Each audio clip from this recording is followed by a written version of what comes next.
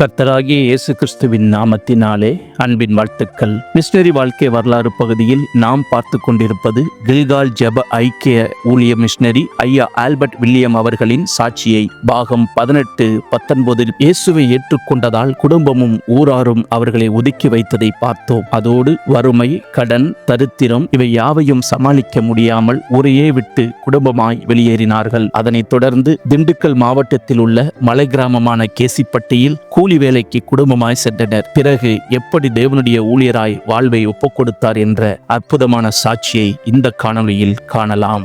அவங்க கூட குடும்பத்தோட பெட்டியை தூக்கிட்டு கிளம்பிட்டோம். ஊரை விட்டு வெளியேறணும். 2015 ஊரை விட்டு கிளம்புறோம். ஊரை விட்டு வெளியே வந்து சோலைக்காட்டில் அப்போ தான் முத மேற்கு தொடர்ச்சி மலை பகுதியில் சோலைக்காட்டு பகுதியில் நாங்கள் வந்து வேலைக்கு வரோம். அங்கே பார்த்தீங்கன்னா வேலைக்கு வந்து விவசாய வேலை நினச்சிட்டு வந்தோம். அங்கே பார்த்தா பெருசாக ஒன்றும் இல்லை. அவங்ககிட்ட ஒரு 6 ஆடு இருந்துச்சு. ஐயா நீங்கள் இந்த ஆடை மேய்ச்சிக்கிட்டு தோட்டத்தில் விவசாய வேலை பார்த்துட்டு இருங்கன்னு சொல்லிட்டு போயிட்டாங்க. ஒரு 6 மாதம் ஆடு தான் மேய்ச்சிக்கிட்டு இருந்தேன். எங்கள் அப்பா எனக்கு சொல்லியிருக்காரு சின்ன பிள்ளையில், நம்ம கைக்கு வந்துட்டு வெள்ளாடு நல்லா பழுகும்டான்னு சொன்னாங்க. அதுபோல் 6 ஆடு தான் இருந்துச்சு. நான் போய் மேய்க்க ஆரம்பித்தேன். 1.5 வருஷத்தில் அந்த ஆடு அப்படியே பெருகி கிட்டத்தட்ட நான் வெளியே வரும்போது பார்த்தீங்கன்னா 16 ஆடாக அது பட்டி பெருகி வந்துச்சு. ஆனால் எங்களுக்கு அவங்க கொடுக்குற அந்த சம்பளம் பத்தாதபடினால கொஞ்சம் கஷ்டமான சூழ்நிலை. 2வது இதை விட பெஸ்ட்டாக ஒரு வேலை கிடைச்சா நல்லா இருக்குமே அப்படின்னு சொல்லிட்டு திருப்பூர் பக்கத்தில் ஒரு பனியன் கம்பெனியில் நாங்கள் வேலைக்கு போய் ஜாயின் பண்ணோம். 2 பேரும் 2 மணி நேரம் ட்ராவல், போக 2 மணி நேரம், வர 4 மணி நேரம் ட்ராவல் பண்ணணும். 12 மணி நேரம் ஒர்க்கு. அப்படின்ற போது இவ்வளவு பெரிய ஓட்டம். இவங்க பேக் பெயினால் ரொம்ப பாதிக்கப்பட்டாங்க. அந்த ஓட்டத்தில் இவங்க செக்கராக இருந்தாங்க. நான் வந்து லேபிள் ஸ்டிக்கர் வச்சுக்கிட்டு இருந்தேன். அதில் ஒரு 6 மாதம் ஒர்க் பண்ணோம். அதுக்கு மேலே சரீரம் ஒத்துழைக்கல, முடியல. அங்கே ஒர்க் பண்ணிட்டு இருக்கும்போது தான் ஊழியத்துக்கு போவோம். வாரத்தில் ஒரு நாள் ஊழியத்துக்கு போவோம். அப்போ அந்த ஊழியத்துக்கு வரும்போது செம்பலாங்குளத்துக்கு டாக்டர் டீமோட ஊழியத்துக்கு வந்தோம். ஊழியத்துக்கு வரும்போது ஒரு ரிசார்ட்டை பார்த்துட்டு என் பையன் நான் ஊழியத்துக்கு வந்திருந்தோம். அப்போ இந்த இடத்துல ஒரு வேலை கிடச்சா நல்லா இருக்கும்டா தம்பி அப்படின்னு நாங்கள் மனசுக்குள்ளே பேசிட்டு அவன் சொன்னா, தம்பி ஜோன்னு பார்ப்போம் அப்படின்னு சொல்லிட்டு அவன் என் பெரிய மனுஷன் மாதிரி பேசினா. 2 பேரும் பேசிட்டு போயிட்டோம். ஊழியத்தை முடிச்சுட்டு போயிட்டோம். போய் அங்கிட்ட ஒரே மாதம் தான் ஆச்சு. அடுத்த மாதமே இந்த ஸ்டேட்டில் வேலைக்கு ஆள் கேட்குறாங்க, நீங்கள் போகிறீங்களா அப்படின்னு ஊழியத்துக்கு என் கூட வந்த ஒரு அண்ணா சொன்னாங்க. அவர் சொன்ன உடனே நாங்கள் சரி நான் வந்து பார்க்குறோன்னு சொன்னோம். அங்கே உடனே திருப்பூரில் அந்த வேலையை ரிசைன் பண்ணிவிட்டு திரும்பி இந்த ரிசார்ட்டுக்கு வேலைக்கு கொண்டு வந்தார். நான் வேலைக்கு வரணும்னு சொன்னால் எனக்கு பக்கத்தில் சர்ச்சு வேணும். நான் அளவுகிட்ட கேட்டு நான் வேலைக்கு போகிறேன்னா எனக்கு ஒரு சர்ச்சு வேணும். அப்போ சர்ச்சு எங்கே இருக்குன்னு பார்த்தா கில்கால் சர்ச்சு நம்ம வேலைக்கு பக்கத்துலேயே இருக்குது. நான் வந்து முதல்ல சர்ச்சை பார்த்தேன். வேலை செய்கிற இடத்த பார்த்துட்டு 1 மாதத்துக்கு முன்னாடி பார்த்துட்டு போயிட்டோம். திருப்பி வந்து தைரியமாக சர்ச் இருக்குது வேலைக்கு போயிடுவோம் இப்படி திருப்பி வந்தோம். திருப்பி வந்து ரிசார்ட்டில் வேலை பார்த்துட்டு சண்டே சர்வீஸ் வருவோம், ஆராதனைக்கு வருவோம். கில்காலுக்கு செம்பராங்குளம் சர்ச்சில் ஆராதனைக்கு வருவோம், போயிடுவோம். இப்படி வந்து போய்கிட்டு இருந்தோம். அப்படி போயிட்டு இருக்கும்போது பார்த்தீங்கன்னா இங்கே ஆராதனை நடத்துறதுக்கு அதிகமாக மழை பெஞ்சா அவங்க யாரும் வரமாட்டாங்க. நாங்கள் விசுவாசிகளாக சேர்ந்து ஜோம் பண்ணிவிட்டு அப்படியே போயிடுவோம். இப்படி போய்கிட்டே இருந்துச்சு. ஒரு வருஷம் கில்கால் சர்ச்சில் நாங்கள் வந்துட்டு ஒரு பிலீவராக வந்து சர்ச்சில் உட்காந்து அப்படியே போயிட்டு வந்துக்கிட்டே இருந்தோம். அப்போ சொன்னாங்க, இங்கேருந்து நம்ம கேசிப்பட்டி தலைமை சபைக்கு போய் வரணும்னா ஒரு 25 கிலோமீட்டர் ட்ராவல் ஆகும். அந்த 25 கிலோமீட்டர் போய் வர்றது ரொம்ப கஷ்டம். மழை பெஞ்சாலும் வர முடியாது. அதனால் அன்றைக்கும் பார்த்தீங்கன்னா எங்கள் தலைமை ஃபஸ்ட்டு வந்தாங்க, பார்த்துட்டு பேசினாங்க. அவங்க, ஐயா நீங்கள் கொஞ்சம் படிச்சிருக்கீங்க, கொஞ்சம் நீங்கள் நடத்துனீங்கன்னா கொஞ்சம் நல்லாயிருக்கும். ஏன்னா எங்களால் அலைய முடியல, ஆள் இல்லை, நீங்கள் கொஞ்சம் எடுத்து செய்யலாமே. நான் சொன்னேன், ஐயா எனக்கு இதை பற்றிலாம் தெரியாது அப்படின்னு சொன்னேன். ஒன்றும் இல்லையா, ஆண்டவர் நடத்துவார் அப்படின்னு சொல்லி என்ன எழுப்பி நிப்பாட்டி இனிமேல் ஐயா தான் அவங்களுக்கு ஆராதனை நடத்துவார் அப்படின்னு விசுவாசி மத்தியில் திடீர்னு எழுப்பி நிப்பாட்டி அவர் பாடி சொல்லிட்டு கிளம்பி போயிட்டார். எனக்கு ஒன்றும் புரியல. நம்ம ஏதாவது ஊழியம் பண்ணி தான் தெரியும். அப்போ போவோன்னா ட்ராக்ஸ் மினிஸ்ட் பண்ணுவோம், கிராமத்தில் ஊழியம் அதுதான் பண்ணுவோம். இந்த மாதிரி சபை நடத்துறது எனக்கு தெரியாது. அப்புறம் அப்படியே அவர் சொல்லிட்டு போயிட்டார். அடுத்த வாரம் வேறு வழி இல்லையே, யாரும் வரமாட்டாங்க, நம்ம தான் நடத்தணும். அப்புறம் அப்படியே நடத்த ஆரம்பித்தோம். மாதத்துக்கு ஒரு நாள் திருவிருந்துக்கு வருவாங்க. அப்போ வந்து அப்படியே கொஞ்சம் தட்டி கொடுத்து பலப்படுத்தி அப்படின்னு நடத்த ஆரம்பித்தாங்க.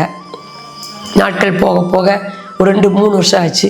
3ஆவது வருஷம் பார்த்திங்கன்னா ஐயா வந்து பார்த்தாங்க. ஒரு ஆகஸ்ட் 15 அந்த நாள் பார்த்திங்கன்னா இவரை சுதேச மிஷினரியாக நான் வந்துட்டு ப்ரொமோட் பண்ணுறேன், இவர் தான் வந்துட்டு உங்கள் ஊழியக்காரரு அப்படின்னு சொல்லிட்டு கில்காலுக்கு சுதேச மிஷினரியாக என்னை வந்து அங்கீகரித்தாங்க. அதுக்கு பிறகு சுதேச மிஷினரியாக இருந்தோம். ஒர்க் பண்ணிகிட்டே தான் அந்த ஊழியத்தை பண்ணோம். நாங்கள் இது எல்லாமே நான் வேலை பார்த்துக்கிட்டு தான் பண்ணினேன். ஞாயிற்றுக்கிழமை கூட எனக்கு வேலை 2:30 வரையும் வேலையில் இருப்பேன். 2:30க்கு மேலே கிளம்பி வந்து ரெடியாகி 3:00க்கு சர்வீஸ் ஸ்டார்ட் பண்ணுவோம். ஏன்னா இங்குள்ள மக்கள் எல்லாம் வந்துட்டு ஒரு நாள் வார லீவு, அந்த ஒரு நாள் லீவில் அங்கேருந்து ஒரு 9 கிலோமீட்ரு டவுனுக்கு போய் பொருளாக வாங்கிட்டு திருப்பி வரணும். அந்த மாதிரி இருக்கிறதுனால காலையில் வார லீவில் போய் பர்ச்சேஸ் பண்ண போயிடுவாங்க. அப்போ ஈவினிங் சர்வீஸுங்க நடத்தணும். அது மாதிரி நடத்திக்கிட்டு வந்தோம் தொடர்ச்சியாக. ஏறத்தாழ ஒரு 7-8 ஆண்டு காலம் இப்படியாக அப்படியே போயிட்டே இருந்துச்சு. கடைசியில் 8 வருஷம் இந்த ஊழியத்தை வேலை செஞ்சுக்கிட்டே பண்ணிக்கிட்டே இருந்தோம். வேலை செஞ்சுட்டு பண்ணும்போது கொஞ்சம் கஷ்டமாக இருந்துச்சு. வேலை ஒரு பக்கம், இங்கே வந்த ஊழியம் ப்ளஸ் பையனோட படிப்பு ஒரு பக்கம், படிப்பு சும்மா பணம், நிறையா நெருக்கடி கஷ்டங்கள் இதன் மத்தியில் அப்படியே ஓடிக்கிட்டே இருந்தோம். அப்படி ஓடிட்டு இருக்கும்போது பார்த்தீங்கன்னா ஒரு காலகட்டம் வரும்போது கடைசியாக ரொம்ப கடினமான சூழ்நிலை. இதுக்கு மேலே சரீர ஒத்துழைக்கலை. 9 வருஷம் விவசாய வேலை பார்த்தாச்சு. டெய்லி மம்புட்டி வேலை தான், ஒரு நாள் கூட கிடையாது. டெய்லி மம்புட்டி எடுத்துகிட்டு மண்ணை வெட்டி அதை பண்படுத்தி அதில் விவசாய பயிரிடுறது தான்.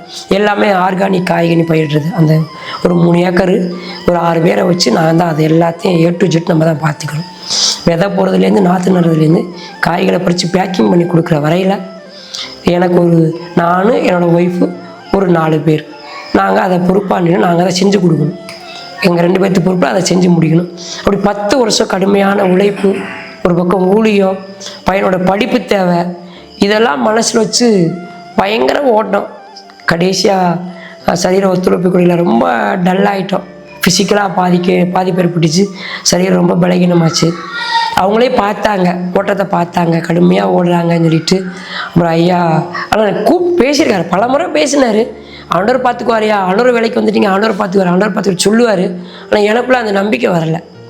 நான் வந்து ஆண்டவர் பார்த்துக்குவாருன்னு சொன்னால் ஆண்டவர் எப்படி பார்ப்பார்?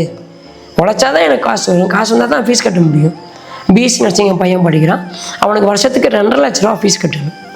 நான் வேலைக்கு போகாட்டி எப்படி ஃபீஸ் கட்ட முடியும்? எனக்குள்ள ஒரு கேள்வி. அப்போ நான் சொன்னேன், என் பையன் படிப்பு முடிவிட்டு நான் முழு நேர ஊழியத்துக்கு வரேன், நான் இப்போல்லாம் வரமாட்டேன் அப்படின்னு சொல்லி ஐயா பலமுறை ஆண்டவர் பார்த்துக்குவாரியா, நீங்கள் ஊழியத்துக்கு வந்துங்க, ஆண்டவர் பார்த்துக்குவார் சொல்லுவார். சொல்லும்போது நான் சொல்லுவேன், அதெல்லாம் முடியாது, நான் பையன் படிப்பு முடிச்சு தான் வருவேன் அப்படின்னு அவங்களோட தர்க்கம் பண்ணிக்கிட்டே போராடிக்கிட்டே இருந்தேன். இது எல்லாத்தையும் மத்தியில் உடம்பு ஒத்துழைப்பு கொடுக்கல. இதுக்கு மேலே டாக்டர்கிட்ட கால் வலி வந்துச்சு. செக் பண்ணும்போது டாக்டர் சொல்லிட்டாங்க, இதுக்கு மேலே நீங்கள் விவசாய வேலை பார்த்தீங்கன்னு சொன்னால் நீங்கள் வந்துட்டு ஃப்யூச்சரில் உங்களோட பாத்ரூம் போகிறதுக்கு உங்களால் நடக்க முடியாது. அந்தளவுக்கு கால் ரொம்ப வீக் ஆகிடுச்சு, முட்டி தேய ஆரம்பிச்சிருச்சு, இனி உங்களால் இது ஒன்றக்கூடாது டாக்டர் சொல்லிட்டாங்க. அப்போ வேறு வழி இல்லை, யோசித்தோம். திடீர்னு பார்த்தீங்கன்னா இந்த வருஷம் ஜனவரி மாதத்தில் உபவாச கூட்டம் மட்டில் வச்சு நம்ம கில்கால் மிஷினரி உபவாச ஜபம் நடத்துனாங்க. அந்த உபவாச ஜபத்துக்கு போயிருந்தோம். இப்போ ஜபத்தில் இருக்கும்போது பார்த்தீங்கன்னா ஆசாமா திடீர்னு கூப்பிட்டாங்க, ஐயா நீங்கள் வேலையை விட்டுருங்களேன், ஊழியத்துக்கு வந்துருங்க ஐயா, நம்ம பார்த்துக்கலாம் ஐயா, தம்பி ஃபீஸில் நம்ம பார்த்துக்கலாம், ஆண்டவர் செய்வாரியா அப்படின்னு சொன்னாங்க. ரொம்ப உடம்பு பலகீனம். அப்புறம் ஐயாட்ட பேசினேன், என்னால் முடியலையா, ஒரு சர்ஜரி பண்ணணும் இப்படிலாம் சொல்கிறாங்க. அவர் சொன்னார், ஆண்டவர் பார்த்துக்குவாரியா, வாங்கய்யா எல்லாம் செய்வோம்யா அப்படின்னு சொன்னாங்க. அப்போ நாங்கள் ஜனவரி மாதம் அந்த பாஸ்டிங் ப்ரேயரில் இருந்தோம். ப்ரேயர் முடிக்கும் போது ஒரு தீர்மானத்துக்கு வந்தோம். சரி, நம்ம இதுக்கு மேலே வந்துட்டு ஆண்டவர் வந்துட்டு ஆரம்பிச்சிட்டார், ஒரு வேலையை ஆரம்பிச்சிட்டாரு. இன்னும் நான் ஏற்கனவே ஒரு தடவை போராடிட்டாச்சு, திரும்பியும் நான் போராடன்னா இந்த மாம்சத்தில் வந்துட்டு கஷ்டப்படுற மாதிரி ஆயிரும். ஆண்டவரே நான் வந்துடுறேன்ப்பா அப்படின்னு சொல்லிட்டு ஃபாஸ்டிங் ப்ரேயரில் ஒப்பு கொடுத்தோம். முழு நேர ஊழியத்துக்கு நாங்கள் வந்துடும்னு சொல்லிட்டு அங்கேயே ஃபாஸ்டிங் ப்ரேயரில் நாங்களாம் முடிவு பண்ணோம். அப்போ ஐயாட்ட சொன்னால் ஐயாவும் ஓகே நம்ம பண்ணிக்கலாம் ஐயா அப்படின்னு சொன்னாங்க. ஜனவரி 15ஆம் தேதி அதை வந்து கன்ஃபார்ம் பண்ணோம். பிப்ரவரியில் எங்கள் கம்பெனியில் நான் சொன்னேன், பிப்ரவரி 4ஆம் தேதி சொன்னேன், ஐயா பிப்ரவரி மார்ச் 2 மாதம் நான் உங்களுக்கு ஒர்க் பண்ணுவேன், ஏப்ரலில் நான் வந்து ரிசைன் பண்ணிடுவேன் அப்படின்னு சொல்லிட்டு கம்பெனியில் சொல்லிவிட்டு நாங்கள் வந்துட்டு 2 மாதம் கம்பெனியில் ஒர்க் பண்ணிகிட்டே அந்த ஊழியத்தை செய்து கொண்டு இருந்தோம். 2 மாதம் முடிச்சு ஏப்ரல் மாதம் 1ஆம் தேதியிலேருந்து வேலையை ரிசைன் பண்ணிவிட்டு முழு நேர ஊழியத்துக்காக நாங்கள் குடும்பமாக ஒப்பு கொடுத்து இந்த கில்கால் மிஷனரி ஐக்கியத்தில் நாங்கள் தொடர்ந்து இன்னும் அந்த ஊழியத்தை அதிகமாக செய்கிறதுக்காக நாங்கள் பிரயாசப்படணும், இன்னும் எஃபோர்ட் எடுத்து செய்யணும். எங்களுக்குள்ள நிறைய கனவுகள் இருந்தது. நாங்கள் வேலைக்கு போயிட்டு செய்யும்போது நாங்கள் நிறையா யோசிப்போம். நமக்கு பக்கத்தில் வந்து பட்டியக்காடு இருக்குது, அசங்கோடை இருக்குது, அப்படி பெரும்பள்ளம் இருக்குது அப்படின்னு சொல்லிட்டு நம்ம இந்த ஊருக்கு போகணும் அந்த ஊருக்கு போகணும், நிறையா ஊரை பிளான் பண்ணுவோம். வேலைக்கு போயிட்டு வந்தோடனே டயர்டாயிரும், என்னால் போக முடியாது, இதை பார்த்துட்டு இப்படியே நின்றுவோம். அதனால வந்துட்டு இதெல்லாம் நாங்கள் யோசிச்சுக்கிட்டே இருந்தோம். அப்போ வேலையை விட்டு வந்தோடனே இந்த ஊழியம் மட்டும்தானே பார்த்துக்குவோம் அப்படின்னு சொல்லிட்டுனே ஏப்ரல் 1 ஊழியத்துக்கு ஜாயின் பண்ணுறோம். முழு நேரத்துக்கு ஜாயின் பண்ண முதல் மீட்டிங்கே எங்களுக்கு பார்த்தீங்கன்னாக்கா மட்டில் ஒரு மீட்டிங் போட்டிருந்தாங்க. ஐயா சொன்னாங்க, ஐயா முதல் மீட்டிங்கே உங்களுக்கு ட்ரைனிங் மீட்டிங்யா, போங்கய்யா 4 நாள் போய் ஒரு நாள் ஓடினது போதும், 4 நாள் மட்டில் ரெஸ்ட் எடுத்த மாதிரி இருக்கும், ஊழியத்துக்கு கற்றுக்கிட்ட மாதிரி இருக்கும், போங்கய்யா பயிற்சி கூட்டம் எப்போங்கய்யா அப்படின்னு சொன்னாங்க.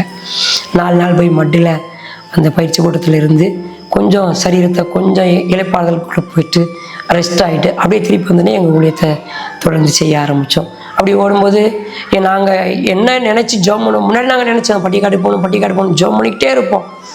நேரம் கிடைக்கும் போது ஓடுவோம், அதிகமாக போக முடியாது. அதுக்கு பிறகு இப்போ முழு நேரத்துக்கு வந்த பிறகு பார்த்திங்கன்னா எங்களுடைய காலை ஆராதனையை செம்பராங்குளத்தில் 3 மணிக்கு நடத்திக்கிட்டு இருந்த ஆராதனையை அதை காலை ஆராதனையை நாங்கள் மாற்றினோம். காலையில் 10 மணிலேருந்து 12 மணி வரையில் செம்பராங்குளத்தில் காலை ஆராதனையாக மாற்றி சாயங்காலம் 3 மணிலேருந்து 5 மணி வரையில் பட்டியக்காடு ஆராதனையாக அதை வந்து புதுசாக ஃபீல்டில் ஆராதனை தொடங்க ஆரம்பித்தோம். முதல் வாரம் கொஞ்சம் ஒரு மாதிரியாக கஷ்டமாக இருந்துச்சு அலையிறது. அப்புறம் 2வது வாரம் 3வது வாரம் அப்படியே போக போக இப்போ எங்களுக்கு தொடர்ச்சியாக இப்போ செம்பராங்குளம் முடிச்சுனே பட்டியக்காடு முடிச்சுனே பக்கத்தில் வீடு சந்திப்பு அப்படியே ஜனங்களை பார்த்துட்டு வருது. அப்படி போய் பார்த்தீங்கன்னா சண்டே காலையில் ஆரம்பித்தோம்னா வீட்டுக்கு வர ஒரு 6-7 மணி ஆயிரும். அந்த மாதிரி ஊழியத்தை செய்கிறதுக்கு ஆண்டவர் உதவி செஞ்சிட்ருக்காரு. இப்போயும் என் பையன் லாஸ்ட் இயர் படிச்சுட்ருக்கான். பையனோட லைஃப்பில் ஒரு மராக்கள் பார்த்தீங்கன்னா, நான் என்றைக்கு ஊழியத்துக்கு ஒப்பு கொடுத்தனோ ஃபீஸ் காரியத்துக்காக தான் எனக்குள்ளே ஒரு பயம் இருந்தது.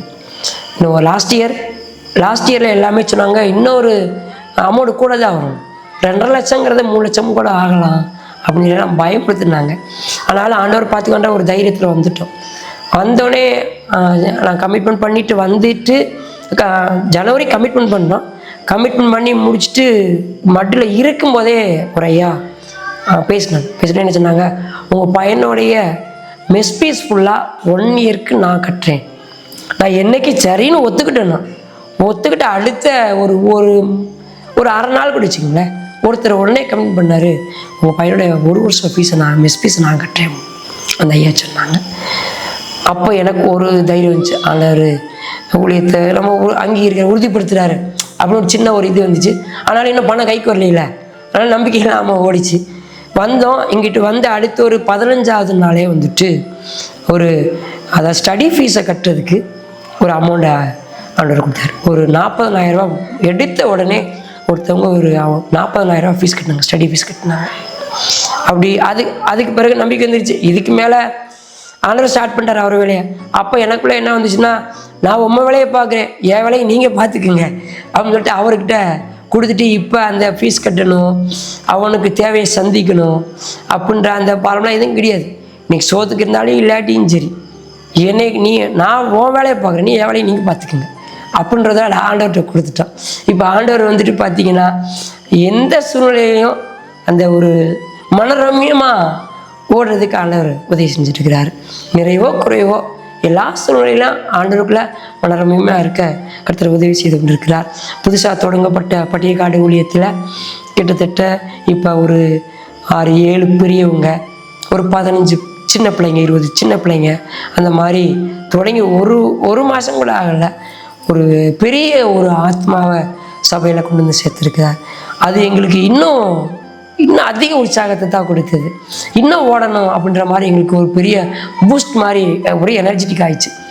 அப்போ அதுக்கு பிறகு வந்துட்டு எதாவது குறிச்சும் கவலைப்பட போகிறது கிடையாது, ஆண்டவர் வந்து கொடுத்துட்டாரு, இன்னும் ஓடிடுவோம் அப்படின்னு சொல்லிட்டு அப்படியே ஆண்டவருடைய ஊழியத்தை இப்போ கர்த்தருக்குள்ளே சந்தோஷமாக செய்து கொண்டு இருக்கிற ஐயா.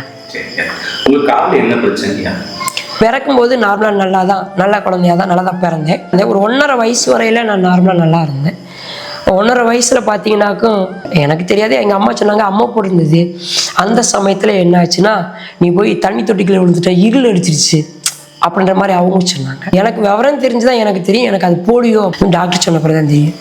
அப்போ வந்துட்டு எனக்கு தெரிஞ்சு செருப்புன்னு நான் போட ஆரம்பிச்சது பார்த்தீங்கன்னா 3ஆம் கிளாஸ் படிக்கும்போது தான் நான் முத என் காலுக்கு செருப்பு போட ஆரம்பித்தேன். 1.5 வயசில் எனக்கு போலியோ வாங்கி வலது கால் பாதம் அப்படியே வளைஞ்சு பிறண்டு நிற்கும்.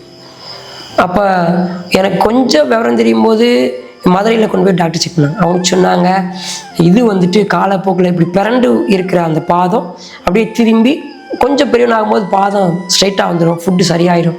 அதனால் இது ஒன்றுமே பண்ண முடியாது, பிறவிலேயே அந்த ஒரு எலும்பு வந்துட்டு இதாகிடுச்சு அப்படின்ற மாதிரி அவங்க சொல்லிட்டாங்க.